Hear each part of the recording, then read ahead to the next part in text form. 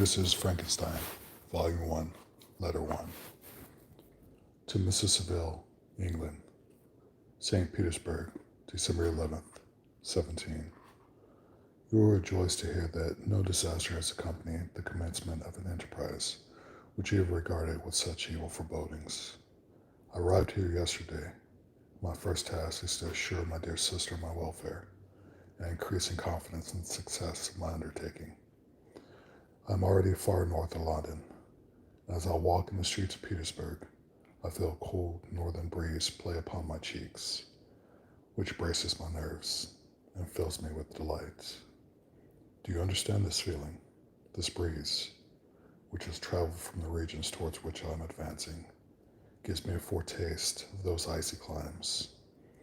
Inspirited by this wind of promise, my daydreams become more fervent and vivid. I try in vain to be persuaded that the pole is the seat of frost and desolation. It ever presents itself to my imagination as a region of beauty and delight. There, Margaret, the sun is forever visible, its broad disk just skirting the horizon and diffusing a perpetual splendor. There, with your leave, my sister, I will put some trust in preceding navigators. Their snow and frost are banished, and sailing over a calm sea, we may be wafted to a land surpassing wonders and beauty every region hitherto discovered on the habitable globe. Its productions and features may be without example, as phenomena of the heavenly bodies undoubtedly are in those undiscovered solitudes. What may not be expected in a country of eternal lights. I may there discover the wondrous power which attracts the needle. It may regulate 1,000 celestial observations. They require only this voyage to render their seeming eccentricities consistent forever. I shall satiate my ardent curiosity with the sight of a part of the world never before visited, and may tread a land never before imprinted by the foot of man. These are my enticements, and they are sufficient to conquer all fear of danger or death, and to induce me to commence this laborious voyage with the joy a child feels when he embarks in a light boat, with his holiday mates, on an expedition of discovery up his native river. But, supposing all these conjectures to be false, you cannot contest the inestimable benefits which I shall confer on all mankind to the last generation, by discovering a passage near the pole to these countries, to reach which, at present, so many months are requisites, or by ascertaining the secret of the magnet, which, if at all possible, can only be effected by undertaking such as mine. These reflections have dispelled the agitation with which I began my letter, and I feel my heart glow with an enthusiasm which alleviates me to heaven, for nothing contributes so much to tranquilize the mind as a steady purpose, a point on which the soul may fix its intellectual eye. This expedition has been the favorite dream of my early years. I have read with ardor the accounts of the various voyages which have been made in the prospect of arriving at the North Pacific Ocean, through the seas which surround the pole.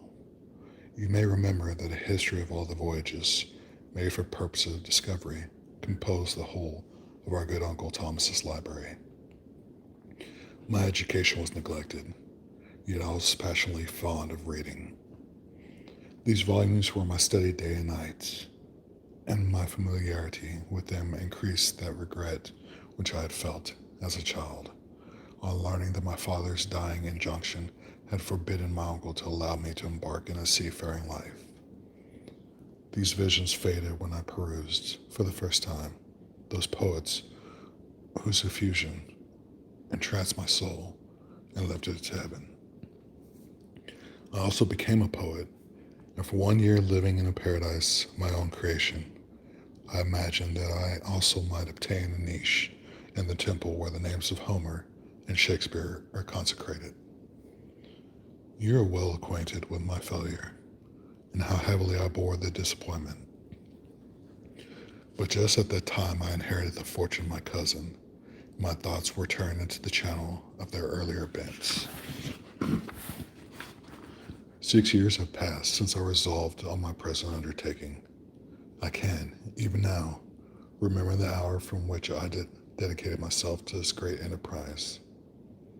I commenced by inuring my body to hardship.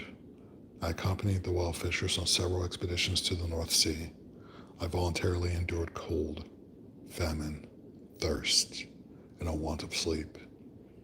I often worked harder than the common sailors during the day and devoted my nights to the study of mathematics, the theory of medicine, and those branches of physical science from which a naval adventure might derive the greatest practical advantage. Twice, I actually hired myself as an undermate in a Greenland whaler and acquitted myself to admiration. I must own I felt a little proud when my captain offered me the second dignity in the vessel and entreated me to remain with the greatest earnestness.